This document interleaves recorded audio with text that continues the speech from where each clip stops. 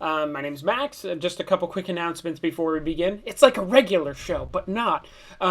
So we're going to do a quick short little play by Jayne Hannah, who is joining us here. She's below on my screen, and Davis Ayanello is to my left, but probably not on your screen because that's how Zoom works, guys.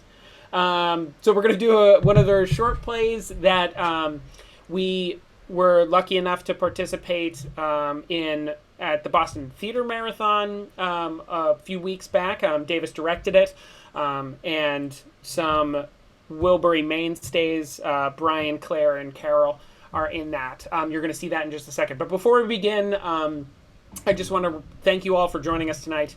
Hope everyone is doing safe and well and washing their damn hands and wearing face masks and all that good stuff. And if you enjoy what we're doing here at Wilbury with our streaming programming, that you should go to the wilburygroup.org/support and show your support. Any amount helps us do this, and we appreciate that very much. And a shout out to Go Local Prov tonight, to Josh and Kate over there for streaming our works on their website. We appreciate your support, guys. All right, so Jayne, Davis, anything we should know about number 794 before we begin? Well, I want to say thank you so much for having me here with my work and for putting this all together. It's very exciting and wonderful, and thank you for watching. And it's very exciting when you get the email saying that you're in the Boston Theater Marathon. And then my jaw dropped when I saw that the Wilbury Theater Group had kindly agreed to produce it. I was like, yay, being one of my favorite theater companies. So that was very cool. And then, of course, we had to transfer to a Zoom edition. And Davis was amazing of what you could do and the adaptations that we made. So it's exciting to do it again. So that's me. Thank you, Jayne. Yeah, likewise, I'd just like to... thank Jayne. I think the play speaks for itself, though. So, yeah, let's go for it. Beautiful. All right. Without further ado, we're going to mute our videos. And Brian, Claire, Carol, whenever you're ready, take it away.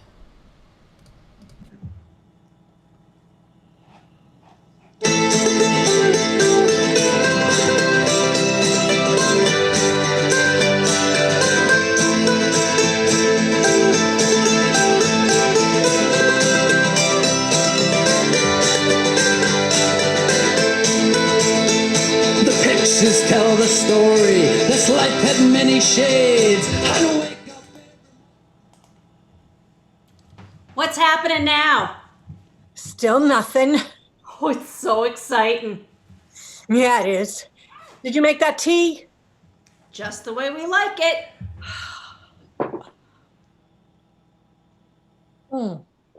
Perfect. We got the Oreos? Oh, come on now. It's Weight Watchers weigh-in day tomorrow. We don't want to get shamed again. Skinny bitch Audrey takes it too serious. As long as we pay our $1.50, who cares if we put on weight? What's happening out there now? Nothing. Oh. That one in the jacket sure is handsome, isn't he? Well, which one? They're all wearing jackets. Oh, yeah, the tall one. Wearing the regular jacket, not the uniform. Oh, yeah. Oh, you got a great eye for a tasty man, Tilly. He's got those broad shoulders. Oh, he might work out at the gym with all that bodybuilding equipment they got. Oh. I was thinking of getting one of those fist bit things, for walking. Billy was selling some knockoffs down the Banshee. Oh, it might be nice to be with someone who takes good care of himself. Ugh. I can't be bothered with anyone. But you still got a husband. Well, besides him, I mean. Hey, where's my fake nephew Jimmy, huh? I thought he'd be enjoying all this. What is he, at work? Idiot son is doing something in the garage. Waste of space moron that he is. He got himself fired from the KFC for calling it Kentucky frickin' chicken. He only just started there this week. Ah, shit for brains, that boy. Uh-oh, they're pointing at something. Ooh, pointing. They dig any more of that hole? How should I know? Well, you've been watching them all day. Yeah, I'm watching. I'm not mind reading. Mm. Do you think that handsome one's in charge? Oh, yeah, you can tell by the way he stands. Mm. I like the way he stands. Who would have thought? And after all this time, and all because she died. Mrs. Huddlestone did not die. Her daughter, Katrina with a K, put her in that residential home. You know, the one that's over by the golf course with the fancy cafe and the big front porch. Well, and now look what they're doing to her yard, huh? I'm glad I didn't buy any new geraniums this year. They'd have ruined them. God, nowhere near your yard. I'm right next door and I'm not complaining. Well, I don't mean to be rude, but your yard isn't exactly gardener's world now, is it? We put those concrete slabs down years ago. I, on the other hand, will be so annoyed if they need to dig up my fat flying cherub statue. I mean, it's taken me ages to get the drizzling water right there at just the right angle. Well, Katrina with a K was sure upset. Well, I can imagine. Well, she goes to put the house up for sale, and what does she get? A detective. Digging holes all over the place. What's how you saying? For God's sake, just say it. I can't. It's just too shocking to even think about. There are no dead bodies. They found a skeleton. Well, yeah, but that was just one. I mean, it's not like it's a pile of dead bodies. I hate how these rumors get out of control. I wonder if Mrs. Huddlestone knew. I couldn't live there if that were me. I didn't even want to bury Ginger in the backyard, and I loved that cat. Hey, look at this. You never believe it. Fake nephew Jimmy. Come on, it's better than Netflix. No, I've been researching. Boston News will be here soon, and they'll want to talk to someone. It's my opportunity to be on the TV. Oh, you're going to be on the TV. The day just keeps getting better. He's not going to be on the TV. You're bound to come around wanting to talk to someone in the news. Be in the news. It's pretty bad stuff next door. Gangsters, they're saying. I was listening to the police through that hole in the garage. I don't know if you realize, but they're thinking they might uncover a garden of dead bodies. Oh, see? I told you, Bet. It's going to be like a horror movie.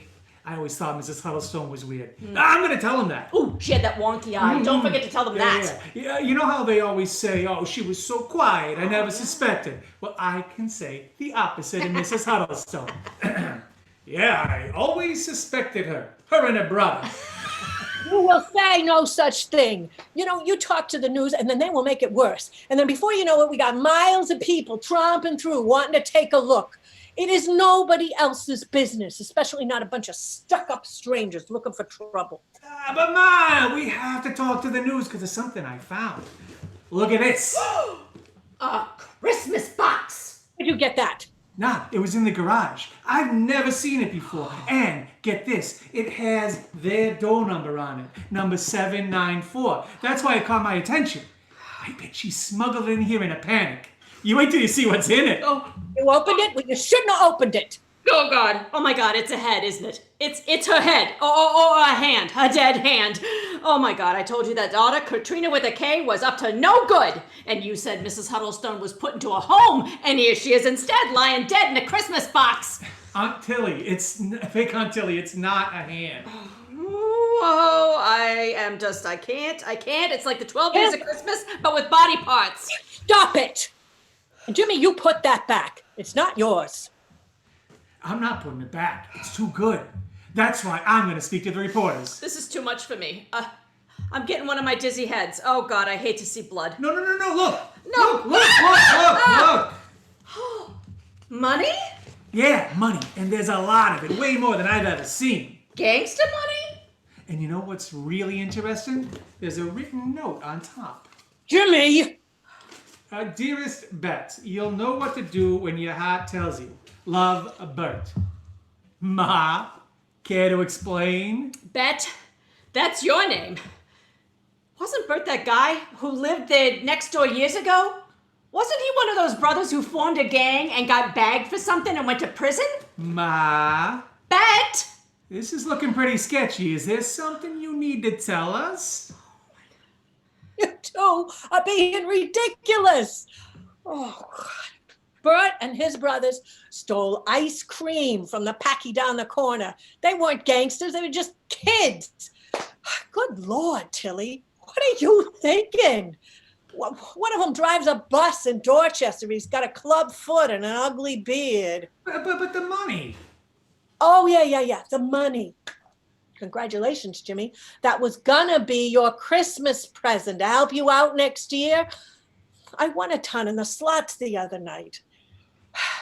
There are no gangsters, and there are no dead, dismembered bodies. God, it's just me putting up with the two of you jokers. Oh my goodness. And here I am getting all suspicious. Oh, Tilly, you might want to run home. I see a bulldozer coming down the street. Oh my Lord, what a day. You know, if you need anything, you holler, okay? Don't you touch my violets. It's a lot of money, Ma. Yeah, I know. I got tons of stuff I can do with this money, huh? Starters, I'm gonna get wasted tonight. Think about saying thank you. Right then. What's this note all about, though? Your father always said you should always trust just your own lips and eyes. I don't think I understand that. Yeah, you wouldn't. Have you been smoking the weed again, Ma? Did you forget we don't know me, Dad? He also said that you should spend more time fixing your own story instead of making up dramas about other people. Nothing good was ever resolved from gossip. I'm gonna get decked out. Go to the Foot Locker and buy the best. He also said that you would never achieve much. I'm getting a tattoo. Something mad. Maybe I'll get Brewy and the boys and we'll go to Murphy's in a limo. Imagine that. Showing up in a big stretch limo. What do you mean? He said I wouldn't achieve much. Who said that? Never you mind now, son. You think they'll find anything next door? Well, I don't think they're going to find all that money that I brought back over here. What? But I do think that they will probably find that bank manager that Bert, your dad, stole it all from.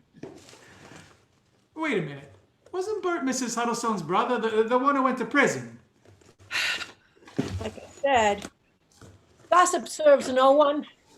Your dad used to say, loose lips sink ships. And it's probably best if you don't turn around, son.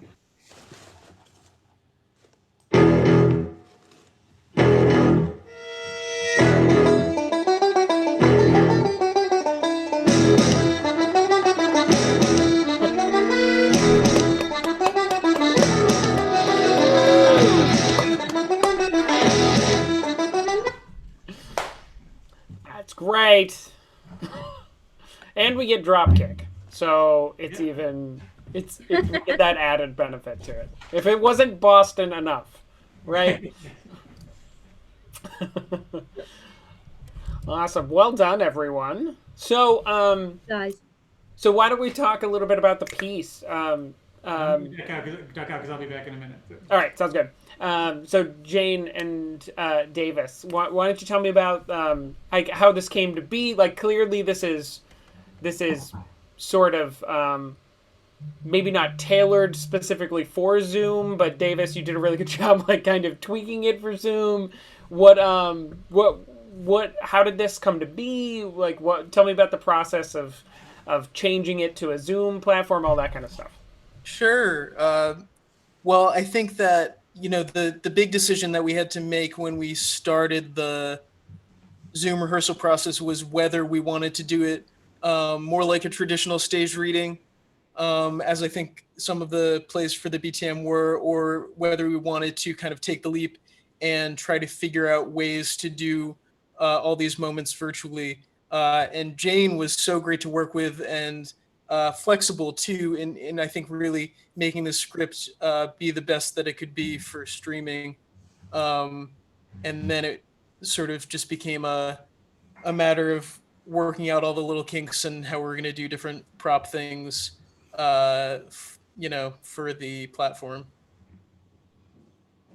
Yes, it certainly had its challenge because the ending in particular is pretty theatrical. When it has been staged, she is actually putting a tarp down, she is preparing a full assassination of her son, and we couldn't do any of that. So we tried it with different screens, we tried it with different weapons.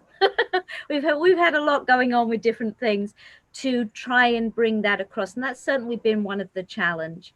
And I think from an acting point of view, they've done so well in, like, whether they have eye contact or not, particularly at the end when, traditionally in the script, Bet is standing behind her son, and of course here it looks like they're looking at one another. So that's one of the challenges of Zoom. It's certainly been interesting to do that. And the script itself came from Whitey Bulger's house was up for sale. And a friend of mine posted about it in Dorchester, and it was being sold for $3 million, this tiny house in Dorchester. And I was like, imagine living opposite there and watching what was going on. And then these two fun lady characters appeared in my head, Bet and Tilly. Yeah, there's always gossip, right? No matter what the situation, there's always going to be the neighborhood gossip. In this case, it just happens to be Whitey Bulger. Yeah. And I changed the number of the house in case any of Whitey Bulger's gang heard about this and came after me. So I changed the number. Any love letters about the play from any of Whitey's I fans? do hope not. Well, and if any of them want to make a donation, the WilburyGroup.org/support. Even if it's long laundered money, we'll take it. Just want to put that out there. Just kidding. The FBI is going to text me in a minute. But that was a lot of fun. I wanted to thank you. I wanted a challenge. As you can tell, I'm from London originally, and I wanted a challenge to try and write something that was local, to Massachusetts as well. So that was fun for me. And I have to say that Carol Drews, who played Bet, kind of helped me with some of the language and some of the dialogue, and so their accents were a lot of fun. That's great. So we're gonna jump into some monologues next, I think, that you've written. So before we do any final thoughts on 794, I know there was at the Boston Theater Marathon, people were wondering if there was more to this. Like, is there a sequel? Is there a prequel or anything? Anything like that in the works, guys? No. Okay. This is it. Just a 10-minute. I do like Bet and Tilly, but I don't think so. I think this is it. And somebody did ask me, does Bet get away with it? Yes, she gets away with it. She has killed before in my mind. And she has a very good plan. And so, yeah. Right now, she's probably in Ibiza somewhere, living it up. But I think that's it for 794. Yeah. Cool. Very cool. And Davis, what's next for you? What's next on the directing agenda for you? I am coming up on June 3rd, streaming one of my pieces through Wilbury. So looking forward to that. We are too. Yeah. Right. It's called Ask the Void, and it's sort of a brief existential comedy kind of thing. We love those. We're in an era for that right now, I think. So we got Kay Bullard on YouTube saying, I love Bet and Tilly and never say never, Jayne. You never know if they might insist on coming back. So we'll see. We'll keep this a one-off for now, but I think those two definitely have some fans out there, which is great. So without further ado, why don't we throw it over to the monologues? Anything we need to know for in advance of these? So this came about, Vintage Soul Productions, which is a wonderful company in Connecticut, set out a challenge that they're still actually running. They've done a self-quarantined festival, 24 hours. So they choose playwrights who are then matched with actors. The playwrights have 24 hours to write 3 monologues, then they're handed to the actors who have 24 hours to learn it, perform it, and film it. Cool. So this was a wonderful challenge that really stretched me. Again, I did it as a great exercise for myself. The 3 monologues are connected to coronavirus. They are not connected to one another, but the first one is at the very beginning of what we've been through. The second one is in the middle, perhaps a week ago for us. The third one is at the end when we're all, is released the right word, when it is over and we're safe. Cool. All right. So, without further ado, let's get to these monologues. I'll mute my video, and then actors, whenever you're ready, take it away.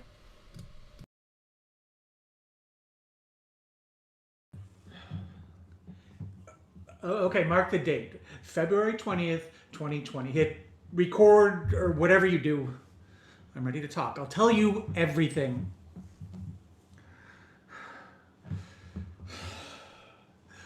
Officer Johnson, that's what I'm calling him, chased me and grabbed me and arrested me. Yeah, I ran, and I know that made me look guilty right from the start, but I ran for good reason. It's the same reason that I'm telling you everything. But you need to listen. Really listen. Can I have something to drink? It's hot in here. So today, he catches me stealing from the Walgreens and the CVS and the Rite Aid. Bam, bang, bam, one after the other. That's not my fault. Why place the same type of store on the same street? I'll tell you why. It's subliminal. We're all being hypnotized and nobody is doing anything about it. And why? Because nobody listens. We're all too busy chasing money and feeding into lies about power and houses and wealth. See, if you were listening, if the world were listening, you'd understand why I did what I did this morning. Because it's already started. I can hear the threat as clear as a beating drum. Oceans away in December with one single person, and then another, and then another. A town infected, a state, a suburb, and suddenly a country. The joy of flying, and bam! You have another person in another town, another city, another country. Why aren't people listening? And we need to hide. Hide right away. Deaths upon deaths upon deaths. It's like a tidal wave. And people are surprised it's arriving here. Why is there shock? Why do people think they can cheat something that has been created to wipe us out? It's been designed to rid the world of the unwanted and the chaotic. Just you watch. If you found the bags I threw into the bushes, I bet you laughed at the stuff I took. But I promise you, you'll be seeing fights break out over those same items in less than a week. Because it's not just coming, it's already here. Yeah, I see you rolling your eyes and thinking I'm crazy. You want to send me to prison where you think punishing me would teach me a lesson. Let me tell you, people don't return to prison because they are reformed. They don't return because they've learned how not to get caught. You need to really look at your system if you're going to rely on it. Know what I mean?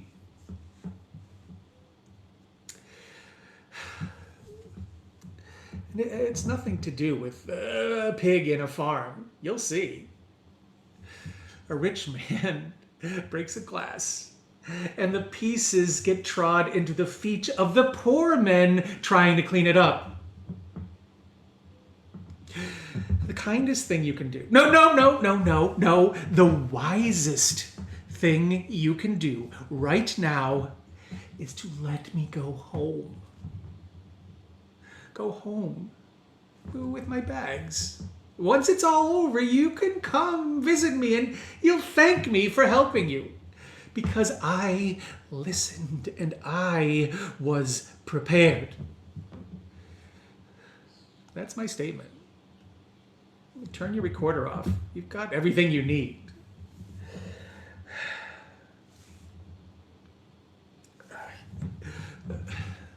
Please, let me go home. I don't feel well.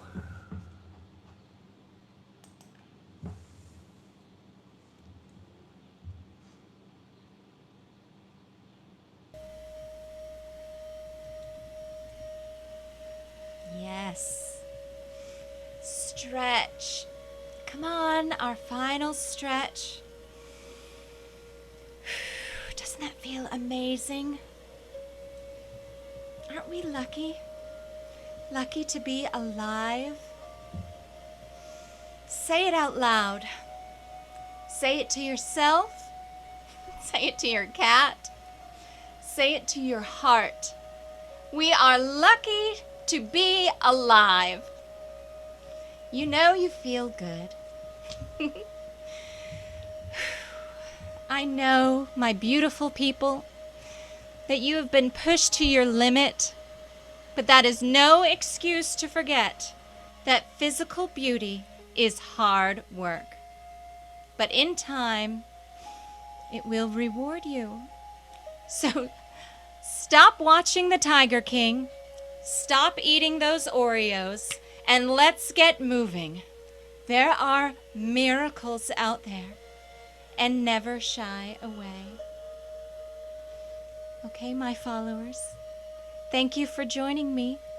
Tomorrow, we will do meditative dance right here on the spot, and I will share my version of the paleo diet, which does not need meat, fish, vegetables, or eggs. For now, let's remember, have a wonderful day, and be everything that you can be. Oh,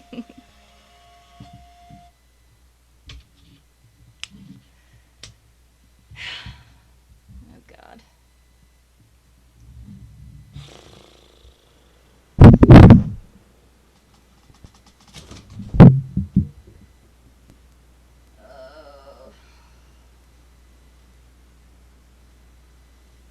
Okay.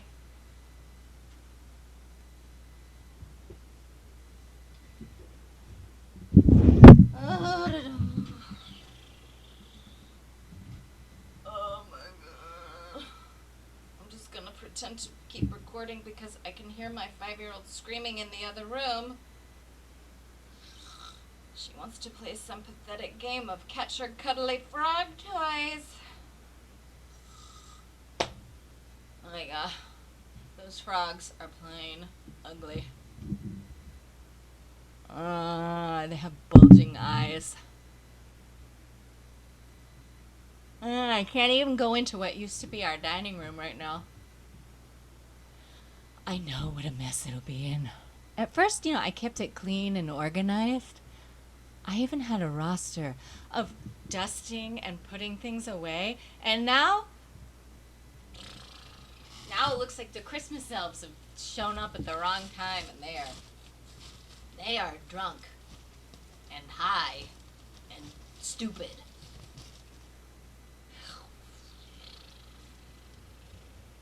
I know I should be happy. I know. I thought this would just be for a couple of weeks, and I finally have time to launch my life coaching business, share my ideas, and go for my dream. But what is the point of my dream when the whole world has changed? And what is the point of my dream when I realize I actually have very little to say?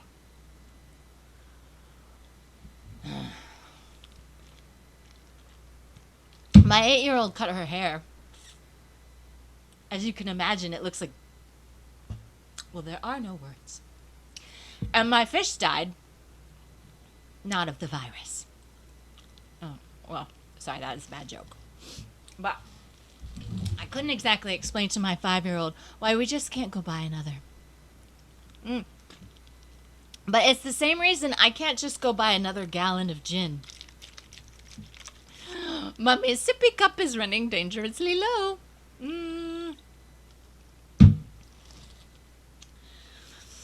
Oh, my 8-year-old. She's trying to glue the plastic tiara on the cat.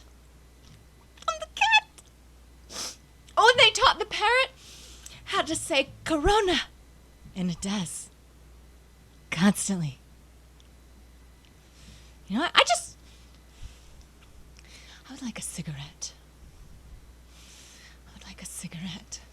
There are mornings I wake up and I picture myself grabbing the matches and just lighting them one by one and watching the whole world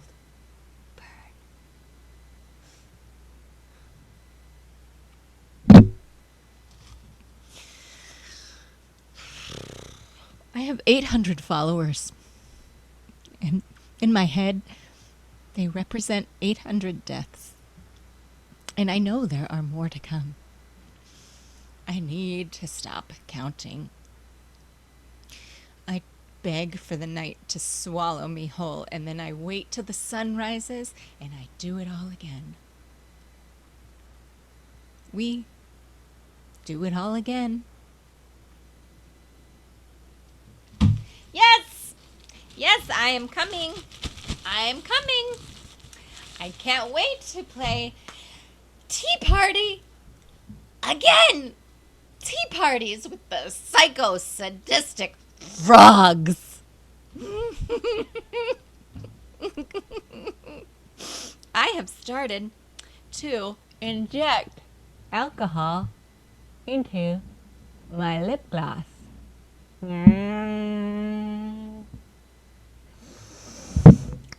Genius. Be everything you can be. Yeah, right. Ugh.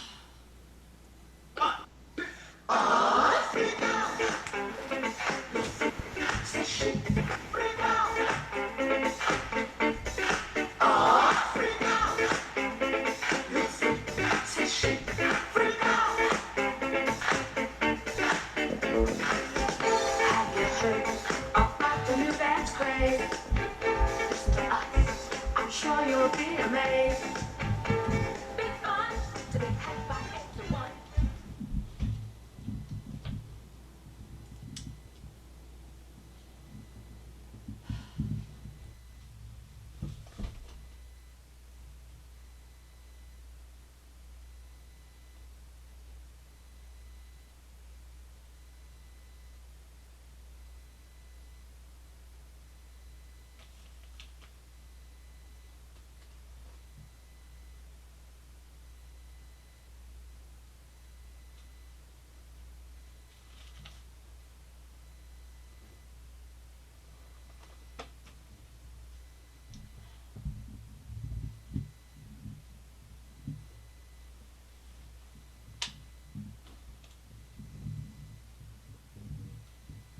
It's over. It's finally over. When I was 16, I was crowned Miss Pretty Eyes of New York 2012. I was meant to fly to Las Vegas for the finals, but for some reason, probably with a grand excuse to hide my fear of failing, I never went. Now I need to go to Vegas. I will drink too much, eat too much, and I will run down the famous strip wearing blue feathers and gold lame. I will learn how to tap dance and become a showgirl and marry a millionaire and live in a penthouse. Safe and protected. I will stay on the 40th floor and flash my pretty eyes.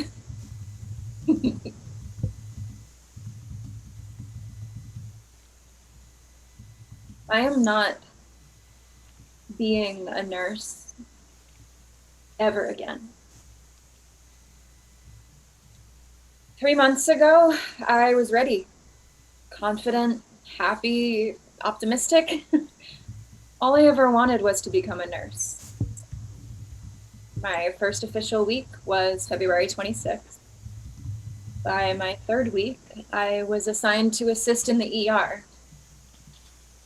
By my fourth week, I was, well, just about everywhere that I was needed. My first patient stopped crying when I held his hand. He was 70 and very sweet. He called me Pretty Eyes. That was before everything was really shaken up. That was when my face wasn't hidden behind a mask. That was when my hand could hold hands. That was when I would carelessly hum "I Will Survive" in the break room. Until I stopped, because one of us got sick. Really sick. Will I ever think about what a good job I did? No, I don't think so. I am too burdened with the memories of not enough supplies, the ever-changing instructions, the restrictions within restrictions, the fear, the anger, and the sheer bewilderment. The people who said, "Oh, it's just the flu," and continued their lives without considering others, and then complained when their gym or hair salon or favorite restaurant was closed. And those who meekly told me thank you, and that they weren't scared to die, they were just sad to die. And I cannot stop wondering how the grieving will ever be able to let go if they were never able to whisper goodbye. My heart aches as often as it beats. My final patient was a pretty Spanish lady. "No," she said, "just let me die." She kept saying, "He perdido demasiado," which means I have lost too much. When it was February 26th, I never thought I would commiserate with someone who wanted to die. But 5 weeks later, and I understood. It's over. It's finally over. And now is the beginning of healing. But how do I do that? When all I want is to bury this uniform and all of its scars, because the only thing they never teach you in nursing school is how to fix a broken spirit. And it's ironic to me that Henry Gray, who wrote our medical Bible, Gray's Anatomy, died from smallpox. It said he was infected while caring for his nephew, who eventually survived the disease.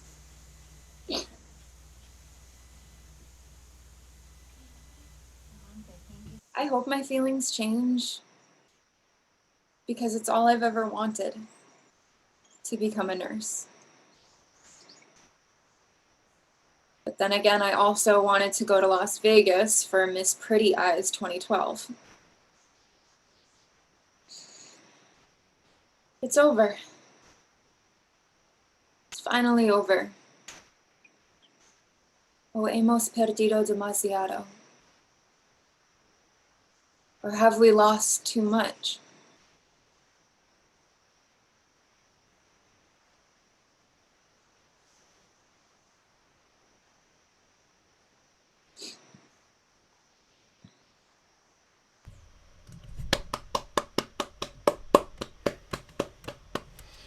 Those were incredible, Jayne.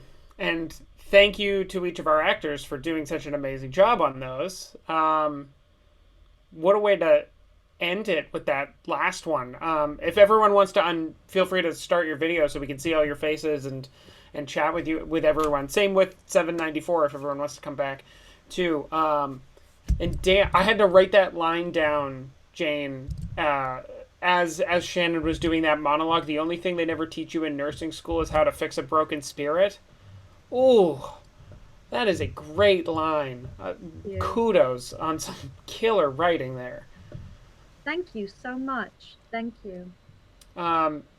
So I know we got a lot of love on YouTube saying that these are so good, not just Corona plays, but plays about people experiencing Corona. That's not easy to do, to maintain their humanity in issue monologues. Well done. So yes, second that, I think, for everyone. Well done. I think one of the things that always impresses me about writers is the ability to channel different voices and to kind of to out of the ether bring these stories into being. So is particularly for these last monologues, Jayne, is there a place this came from? Are you drawing inspiration from a particular place, or but how did these last three come into being?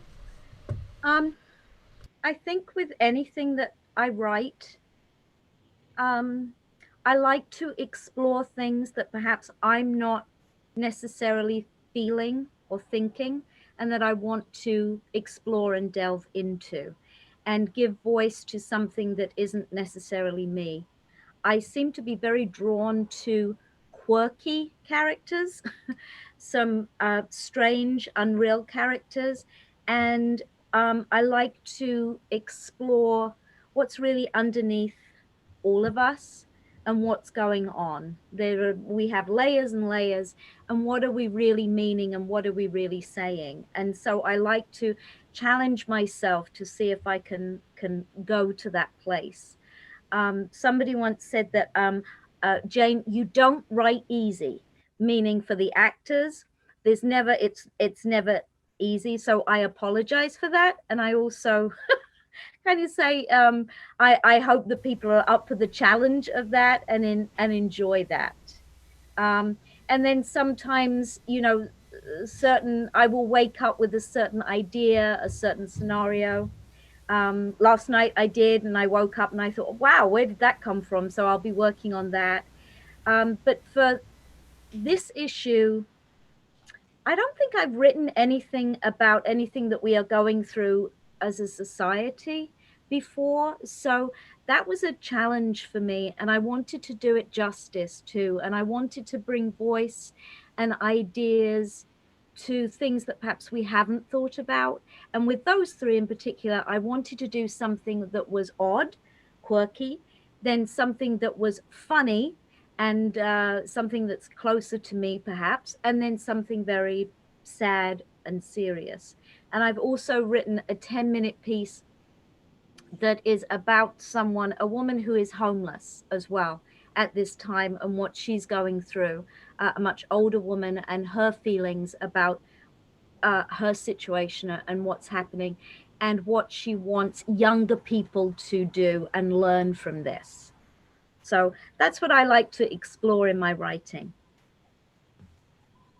And how was it for the actors? I know one of the comments on YouTube was it was nice to see a monologue from the other side of it, like on the hopefully this is going to end side of this. Fingers crossed, right?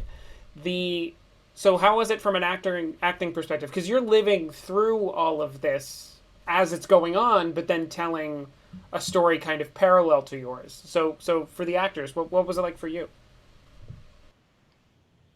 Well, I can speak a little bit on this, I guess, being the person who did the monologue from the future. None of us know how this is going to end or when this is going to end, and that's very scary. So I can only imagine that there's going to be a lot of healing. People have not been able to grieve properly. People have not been able to say goodbye to loved ones.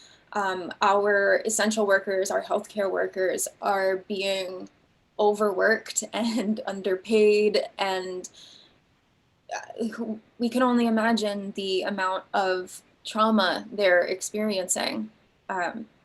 So I think there's going to be a great need for more mental health care in the coming years, and therapy, and making sure that we're all talking about what we're going through and listening to each other. Yeah. Yeah, we don't really know what's going to happen.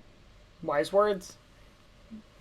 Yeah, was it listen? The first one was an interesting piece to work on, just because, and Jane and I talked about it a bit recently. That he's a fringe person, not a Providence fringe person, but a person on the fringe of society that you wouldn't necessarily listen to, and it's interesting that he is oddly prescient. And then the other thing, which we didn't really talk about in depth, but that was kind of, as I was working through today, is like that the worst possible thing you could do to this guy is send him to prison. You hear about how COVID is just ravaging prisons because you can't be 6 feet apart. And it was just an interesting perspective. And it's an interesting perspective, like this guy, like the worst case scenario, the fact that he knows these things, the fact that, the date is late February, which seems like a million years ago, which wasn't. And people wouldn't have been listening to this guy necessarily then.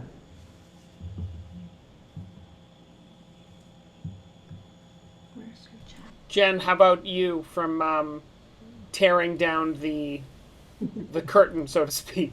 I know. My beautiful wallpaper curtain. The facade of everything's perfect and fine. Well, I was thinking, it is interesting. We want to put our best foot forward and make sure that we're trying to put out content that makes people feel better. And, is it working? Are we making a difference as actors? Is anybody watching? And does anybody relate to us? And is what we're saying helping? And so as a person who is, trying to send out a positive message, is it helping? And we're not getting any feedback on the spot. We might get like little chat feedbacks, but it's very few people are sending back any kind of feedback, as opposed to like an actual class. You get that emotional feedback from the people in the room. So I can relate to a person trying to do a Zoom class. And then you tear back the curtain and you got your laundry here. And fun fact, we have a new puppy. And honest to God, the dog peed on the floor, like literally while you guys were doing your scene. And so I have my husband Kevin like cleaning up the thing. And I'm like, I don't think my mic's working. Can you help me with this? And then he's like, I gotta clean up the dog. And I'm like, what the hell? So, like, this is not going well for me. And I feel I can relate to this character. And I think a lot of people can. We're just trying to hang on by a thread. And we're freaking out. So, I appreciate the song, Jane. I love that song. That was a brilliant choice. It's interesting because individually we go through things in life that happen, traumatic events that happen, and the rest of the world is continuing as normal, and that's tough. Yeah. At the moment, everybody is going through different layers of trauma, and we have this opportunity, which sounds like the wrong word to use, to really show great care and compassion. And more than ever, we need human kindness. And I think that I'm excited by the responsibility of theatre, that perhaps we can bring hope, we can bring some enjoyment, we can, even with serious pieces, can deliver hope and some voice. And of course, the great community and connection. And that's what it's all about. And so I really hope to do that with those monologues and with more work. And in fact, this is making me feel braver in my work to be more vulnerable and open and write about things that perhaps I try and cover by eating Oreos, which tonight Oreos showed up in 2 pieces. Look, they're delicious. Product placement. And There if I are didn't finish it Oreo. off last Gotta night, work on a I would sponsorship. have showed it tonight. Yeah, But yeah. they were done last night. So do not So judge. I think that that's part of our responsibility, the same as it is for teachers, anybody in education, to be taking care of our children now who are growing up in what is this? What are we? Where's our trust? Where's our foundation? So now we all have that responsibility and that time to do that. So I love being able to do this, and I thank you all for bringing me into the Wilbury home to do that. Just tonight doing that is very great. Some beautiful words. So I think that's probably a good place to end it. I think with that wisdom, right? I'm not going to try and follow that up. Yeah, no, you can say it better than we can. I think we're good. So thank you so much, Jayne, for doing this and writing this stuff. And we look forward to your next works and more monologues and words of wisdom to come. Everyone else here, all our actors and our director Davis, thank you so much, and our director of new works Brian, thank you all for putting this together and showing us your beautiful work tonight. We really appreciate it. I know we're getting a lot of love on YouTube tonight. I know Facebook messed with us tonight and didn't stream us live, but YouTube worked, so we're learning stuff every day. So we rolled with it tonight, and we got a lot of support and love on YouTube. Know that your work, everyone here, all of your work is being appreciated and felt. And even though we're not connected, I think we're finding ways to connect right now, which is really great. Yeah. Another quick reminder. There goes the curtain. Nailed it. We can always count on Jen's amazing comedic timing. So just a final pitch. If you enjoy what we're doing here at the Wilbury Group and you want to support work like this, please go to thewilburygroup.org/support and show your support there with a small donation. If you want to really make it a recurring donation and keep supporting us however long this lasts. We'd appreciate that very much. Jayne, if people want to find more work from you, where do they go? Oh, well, Wilbury Theatre Providence Fringe in July. Part of the Blue Cow Group. I'll be doing a short piece in there. And my website blog is janehanna.com, where you can hear my words of wisdom, my thoughts about Oreos. And I'm just going to keep on writing and sending to theaters. And thank you, Brian, for reading and supporting my work as new works, and just keep on looking for these opportunities for growth and my pieces of theater. So thank you. Absolutely. Our pleasure. Absolutely. All right, everyone. Have a wonderful night. Thank you for joining us. Remember to wash your hands. Wear your masks in public, damn it. And we hope that you're all safe and healthy right now. Again, thank you for joining us tonight. And we'll see you all next time. Thank you so much. Bye, everyone. Hey, everyone. Lots of love. Thank you. Bye. Aggressive.